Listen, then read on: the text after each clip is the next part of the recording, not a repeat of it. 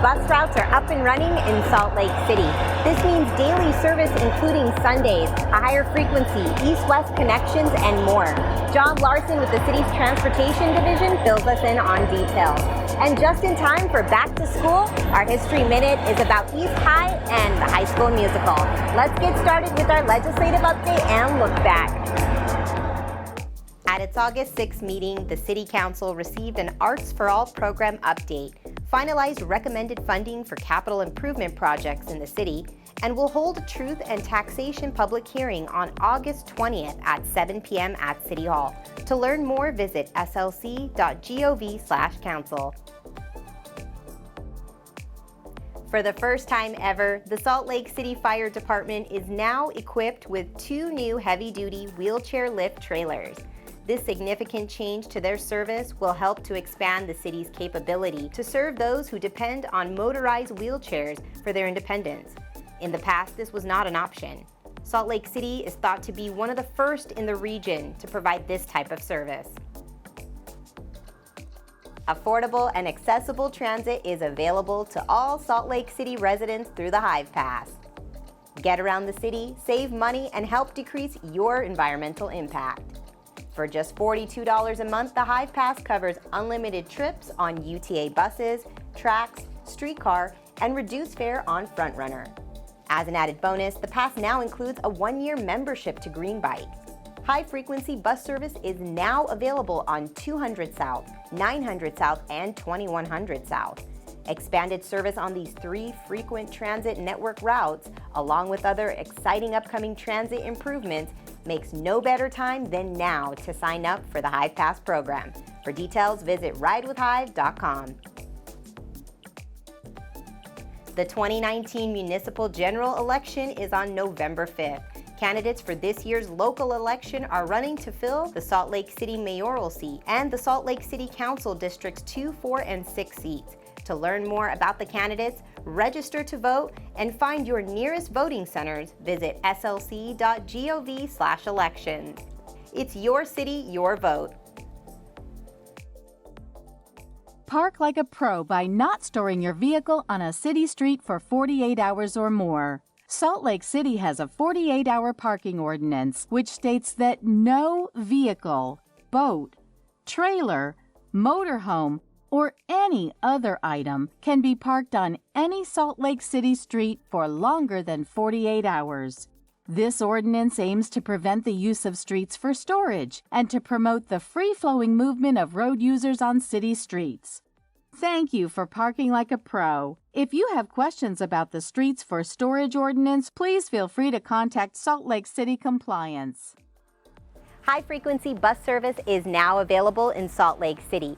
Jon Larsen, the director of the city's transportation division, talks to us about phase 1 of the city's frequent transit network, provided by the city's Funding Our Future 0.5% sales tax increase. In late 2017, we passed our first ever transit master plan, and one of the main recommendations out of that plan was a well-connected grid of bus routes that go throughout the city. So of routes that go north-south and routes that go east-west, so that you can get anywhere within kind of the main core of the city with just one transfer. And so this is, and then as soon as we adopted that, then the mayor and council rolled out the Funding Our Future initiative, and so it was, amazing to be able to adopt a plan and then immediately roll into implementation. Better bus service, it matters because, both from an air quality perspective, economic development perspective, traffic congestion perspective, and then an equity perspective, helping people to be able to get where they need to go without having to, the pollution and cost of a car. This new service is about improved east-west connections in Salt Lake City. So it's really 3 routes, one on 2nd South, 9th South, and 21st South, all of which will end up at the University of Utah and then connect further west. The 9 in particular is going to not only have expanded hours of service, but also connects west all the way out to Redwood Road. But kind of the big thing that you'll see for all the routes is earlier morning, later evening, higher frequency, and then weekend service. So that means 15-minute service all day, every day, and then Sunday service for the first time. So to find out more about the Funding Our Future initiative, you should go to the Funding Our Future SLC website, and to find out more details on the routes, go to the UTA Change Day website, which has all sorts of details, updated maps, and schedules. And now we go back in time for History Minute. From 1890 to 1912, West served as the only high school in Salt Lake City until students booked it to capacity and the need for a new high school was realized. On September 14, 1912, the cornerstone of East High's foundation was laid up on the East Bench. By 1914, the school was completed, and for more than 100 years it's been serving the high schoolers of Salt Lake. In the 1990s, the original building, opulent and beautiful, was deemed too expensive to retrofit to make earthquake safe, so a new building was erected to replace it, and in 1996, the grand old building was demolished to make way for the modern East High.